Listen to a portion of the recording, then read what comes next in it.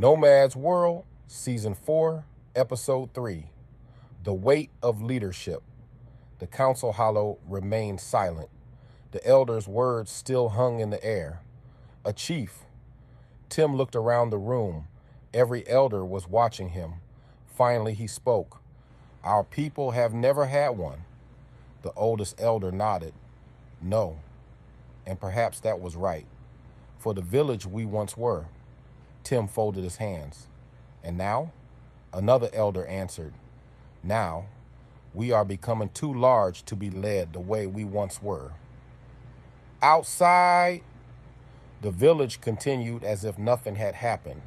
Daniel and Porky wrestled another heavy beam into place. Lift. I'm lifting.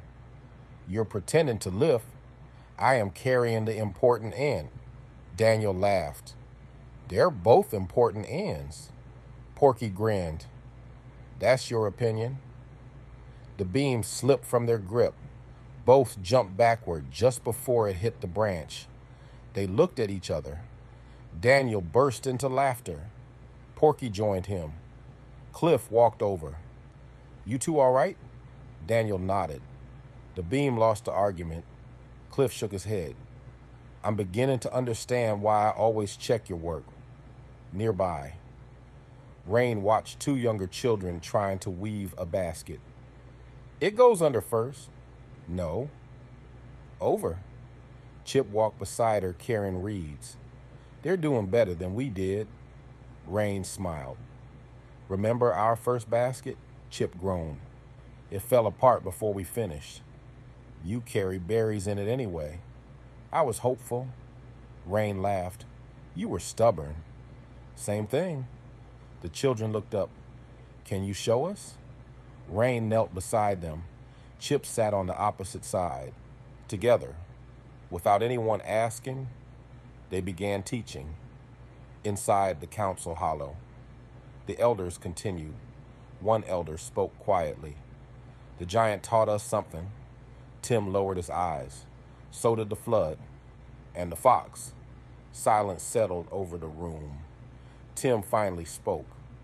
Every time the village needed someone, he looked up. You came looking for me. The elder smiled. We didn't plan to. We simply did. Tim looked toward the doorway. I never wanted anyone following me. No. You wanted them walking beside you. The oldest elder smiled. And that is exactly why we're having this conversation. Meanwhile, Susie carried fresh herbs toward one of the kitchens. Porky hurried over. I'll carry those. They're not heavy. I know. I still can. Susie smiled and handed him the basket. As they walked together, an older woman watched from across the branch. Another woman stepped beside her. They've changed. They have. I remember when Porky thought he'd never belong. The first woman smiled. Now look at him. Porky accidentally bumped a hanging lantern. He barely caught it before it fell. Both women laughed. Still Porky, thankfully. Later, Daniel found Porky sitting quietly on a branch overlooking the village. What are you doing? Thinking. Daniel sat beside him. About Susie? Always. They sat in silence. Finally, Porky spoke. Do you ever think about how different everything feels? Daniel looked across the hollows. Every day. Sometimes, peace feels stranger than danger. Porky nodded. I still wake up expecting something terrible. So do I. But lately, Daniel smiled. The terrible thing is usually just Cliff telling us we measured something wrong. Porky laughed. I can live with that. Back inside, the council reached its conclusion. The oldest elder stood. We're not asking for an answer today. Tim looked relieved. We're asking you to think about becoming chief. Tim slowly rose to his feet. I'll think. He looked around the room. But understand something. If this village chooses one voice, That voice should never become more important than the people. The elders exchanged quiet smiles. One finally answered, "Then perhaps we've chosen wisely." As evening settled, Tim walked home alone. He passed families sharing supper, children chasing one another, hunters repairing boughs, builders putting away their tools after another day of work.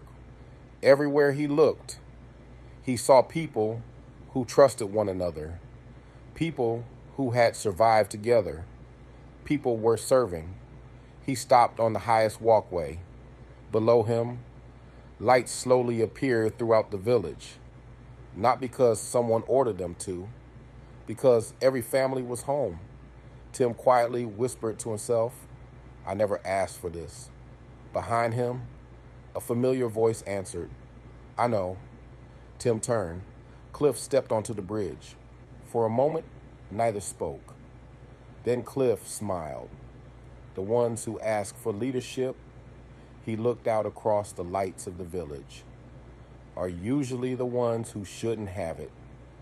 Tim said nothing. Together, the two friends stood overlooking the village they loved. The lights continued appearing, one by one, until the great oak glowed warmly against the evening sky. If you're enjoying the journey, like, subscribe, and share. Welcome to RC Best, where stories and ideas come alive. Don't miss the next chapter. Every episode reveals another piece of the world.